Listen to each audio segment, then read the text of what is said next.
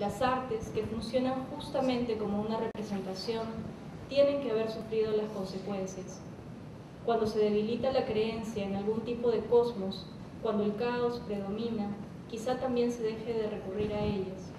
Y no puede no pertenecer al caos el predominio de lo mediocre gracias a un mercado de masas que busca la producción rápida por encima de lo complejo, que es la vida en su máxima realización, a una imposición de lo fragmentario, lo desarticulado, lo inconsistente, lo que lleva a percibir la existencia como una simple sucesión de tiempo, cuando en realidad se está frente a un fenómeno cargado de significado.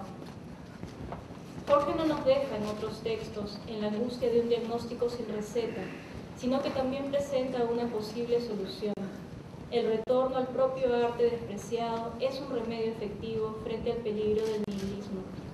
A lo largo de las 3 secciones en las que está dividido el texto, palpita dicha idea.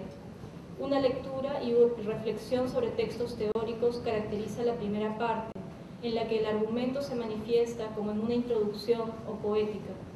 En la segunda, cada una de las obras artísticas analizadas funciona como ejemplo de sentido en el arte.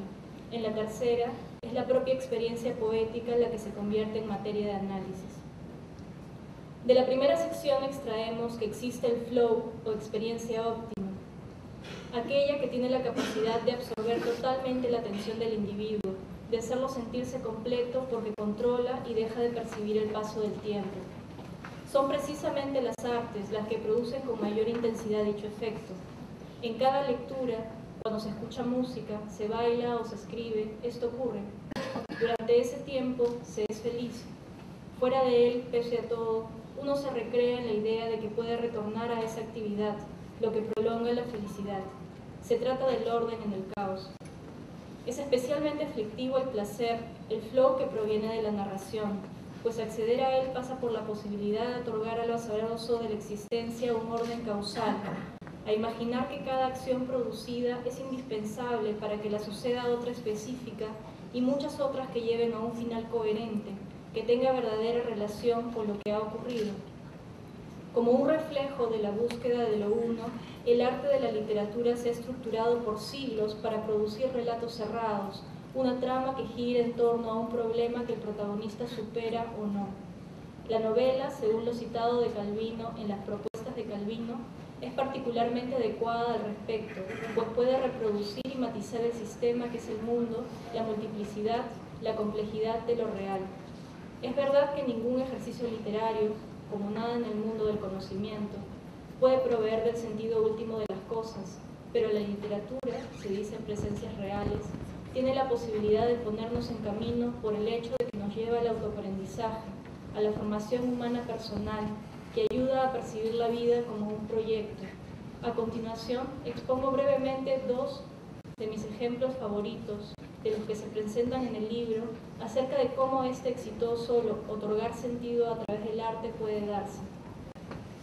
La educación sentimental, a propósito de un libro de Julián Marías, desarrolla, a través de las ideas del filósofo español, la relevancia de la literatura en nuestra forma de concebir el amor de pareja, uno de los valores más universales y que, sin embargo, como todo concepto, puede sufrir alteraciones. Cito: la mayor parte de las relaciones entre las personas se viven imaginativamente, se comprenden sin haberlas experimentado. Son ellas las que dilatan increíblemente la vida, más allá de sus contenidos reales, forzosamente limitados. Fin de cita. En este sentido, resulta necesario educar nuestra sensibilidad para enriquecer la existencia, que se remite sobre todo al ámbito de la imaginación. El amor es un mutuo decirse, postula Jorge, y en él continúa, la insatisfacción surge porque las cosas no están bien planteadas.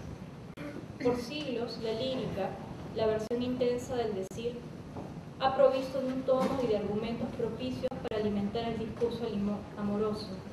Actualmente, la decadencia de la cultura también se traduce en ese aspecto. Las nuevas generaciones sufrimos de una crisis de la expresión hablada, que se traduce, por ejemplo, en que no sabemos versos de memoria y que deriva en que nuestra forma de entender el amor se ha empobrecido, con lo que éste cada vez más pasa a ser una experiencia primitiva, carente del sentido de lo irrevocable, cuando si no se siente irrevocable, como diría Balzac, no es amor. El segundo ejemplo, la muerte de Machado, se refiere a esa otra experiencia universal, aunque siempre entendida como la oposición de lo amoroso. Obligado a abandonar España por la guerra, el poeta se detiene junto a su familia en el pueblo francés de Royou. Pide a su hermano que lo acompañe a mirar al mar, tras lo que escribe su último verso: estos días azules y este sol de infancia. Pocos días después muere. Frente a la secuencia de éxodo, contemplación del mar, evocación del tiempo de la niñez, escritura poética y muerte, Jorge no se resigna a una interpretación que entienda los acontecimientos como una cadena azarosa. En cambio, propone una literaria, pensada en consonancia con la creación poética de Machado. Los acontecimientos de los últimos días habrían resumido una obra articulada a partir de los símbolos del camino, del mar y de la infancia. Si entendemos su muerte desde su poesía, esta no deriva de su mala suerte o de su pobre salud, sino que se trata de la resolución legítima de un entramado de vida y literatura. En otras palabras, es el final adecuado, coronado de sentido, no de vacío. He recogido dos casos, pero la idea se reproduce en la mayoría de los textos, generalmente expresada casi de reojo. La segunda sección es pródiga en ejemplos. En La intimidad falaz, sobre la tentación del fracaso de Julio Ramón Ribeiro, se traduce en la conciencia de que el diario presenta una versión ficcionalizada de la vida, en tanto la transforma en discurso, le da una secuencia. En el artículo sobre el poemario La voz a ti de vida de Pedro Salinas, Jorge reflexiona sobre cómo parte del sentido del poema y de la búsqueda alrededor de la que giró la producción y la vida de su autor está en el acoplarse y diferenciarse de una tradición amorosa establecida. Sobre la poesía de Machado en Los universales del sentimiento, plantea que lo que el poeta pretendía era revelar, a través del discurso literario, verdades humanas universales, únicas, que articularían la vida. En una crítica a Amores de invierno de Alonso Cueto, subraya que Paco, protagonista de uno de los cuentos, reconoce que la realidad es una construcción a través del lenguaje y que ésta, por lo tanto, puede manipularse a través del discurso. Al referirse a Lectura Mundo, poemario de Ricardo González Vigil, percibe en sus líneas una interpretación del mundo, una sensibilidad que considera que la lectura otorga unidad a su vida y que la expresa poéticamente. Finalmente, cuando presenta Celebración en el bosque de Elio Vélez, plantea que la literatura enriquece la realidad, que el poema marca un antes y un después, que deja un superávit. Es en la tercera sección, la que se refiere a la propia producción, que el miedo a la disgregación es confesado de forma más clara, más íntima y también su solución. Como en las dos primeras partes del libro, se impone la evidencia de un posible final. Dice: creo que, en parte, esta conciencia de estar asistiendo al crepúsculo de la lectura, o por lo menos al fin de una manera libre, caprichosa y a la vez rigurosa y respetuosa de leer, fue lo que me animó a escribir. Fue la amenaza latente la que condicionó el principio de su trabajo. Quizá ha sido ella también la que lo ha llevado a presentarse como una voz que habla a través de voces, las de Dante, Henry James, Marguerite Yourcenar, Homero, tal vez recordando al lector su vigencia, su necesidad, la pertinencia de enriquecer la experiencia propia a partir de la otra, que ha perdurado a través de tantos siglos y lectores. Vigilia de los sentidos consiste en dar la cara a la desestructuración, en aceptarla como condición de la conciencia moderna, pero nunca como justificación del empobrecimiento del sujeto, porque la unidad, aunque solo sea a través del arte, es posible.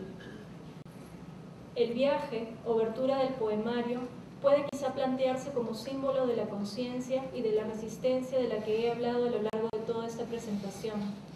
Soy nadie y les ofrezco mis palabras.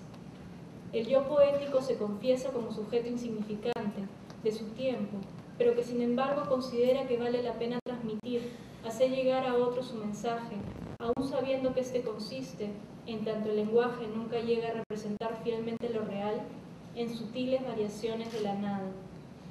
Es posible aún que la vida, la vigilia de los sentidos, dé fruto, puesto que hemos nacido y porque, en consecuencia, nuestro destino es tender redes en mares siempre al norte del futuro, en proyectarnos hacia él, en tratar de comprenderlo, en conocerlo.